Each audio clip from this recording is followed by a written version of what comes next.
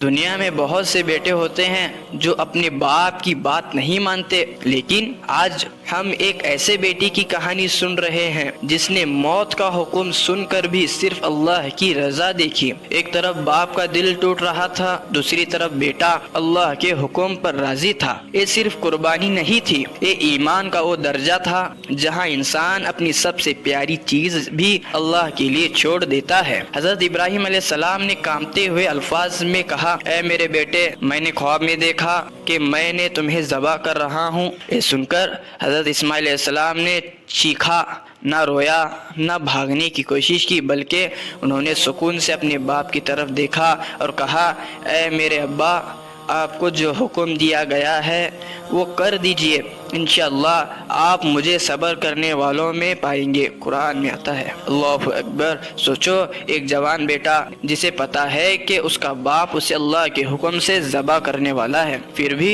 اس کی زبان پر شکوہ نہیں، صرف صبر، صرف یقین، صرف اللہ کی رضا۔ اسی لیے اللہ نے اسماعیل علیہ السلام کو قیامت تک کے لیے صبر اور فرما برداری کی مثال بنا دیا۔ یہ روایتوں میں آتا ہے، جب ابراہیم علیہ السلام حضرت اسماعیل علیہ السلام کو لے کر نکل گئے تو ماں کا دل بے چین تھا۔ بی بی ہاجرہ سمجھ نہیں پا رہی تھی کہ آج باپ اور بیٹا اتنے خاموش کیوں ہیں۔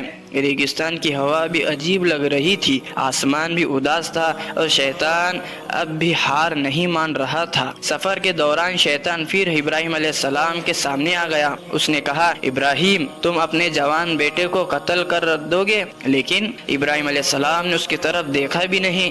پھر شیطان اسماعیل علیہ السلام کے پاس گیا اور بولا، تمہارے باپ تمہیں ذبح کرنے لے جا رہے ہیں۔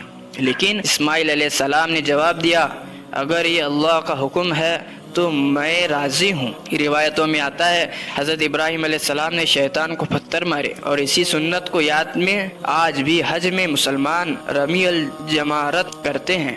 اب باپ اور بیٹا مینا کی طرف بڑھ رہے تھے، ایک طرف اللہ کا حکم، دوسری طرف باپ کا پیار۔ حضرت ابراہیم علیہ السلام بار بار اپنے بیٹے کو دیکھتے اور دل اندر سے ٹوٹ رہا تھا، لیکن ان کے قدم نہیں رک رہے تھے، کیونکہ اللہ کے حکم ہر محبت سے بڑا ہوتا ہے۔ روایتوں میں آتا ہے، حضرت اسماعیل علیہ السلام نے اپنے باپ سے کہا، ابا جان، میرے ہاتھ مضبوطی سے باندھ دیجئے تاکہ ذبح کے وقت میں تڑپ کر آپ کو تکلیف نہ دوں، اور میری آنکھوں پر پٹی باندھ دیجئے تاکہ آپ کا دل کمزور نہ پڑے۔ اللہ اکبر! ایک بیٹے اپنے باپ کا ایمان بچانے کی فکر کر رہا تھا۔ اب وہ لمحہ قریب آ چکا تھا۔ مینا کی وادی، خاموش فضا، فرشتے کی نظریں اور زمین پر لیٹے ہوئے حضرت اسماعیل علیہ السلام۔ ابراہیم علیہ السلام کے ہاتھ میں چھری تھی، لیکن ہاتھ کانپ رہے تھے، آنکھوں میں آنسو، دل میں طوفان۔ آج ایک نبی اللہ کے لیے اپنی سب سے پیاری چیز قربان کرنے والے تھے۔ قرآن میں اس طرح آتا ہے، پھر جب دونوں نے اللہ کے حکم کے آگے سر جھکا دیا اور پھر حضرت ابراہیم علیہ السلام نے چھری چلائی، لیکن اچانک کچھ ایسا ہوا جسے دیکھ کر زمین اور آسمان حیران رہ گیا۔ کیا چھری چل گئی تھی؟ کیا اسماعیل علیہ السلام سچ میں ذبح ہو گئے؟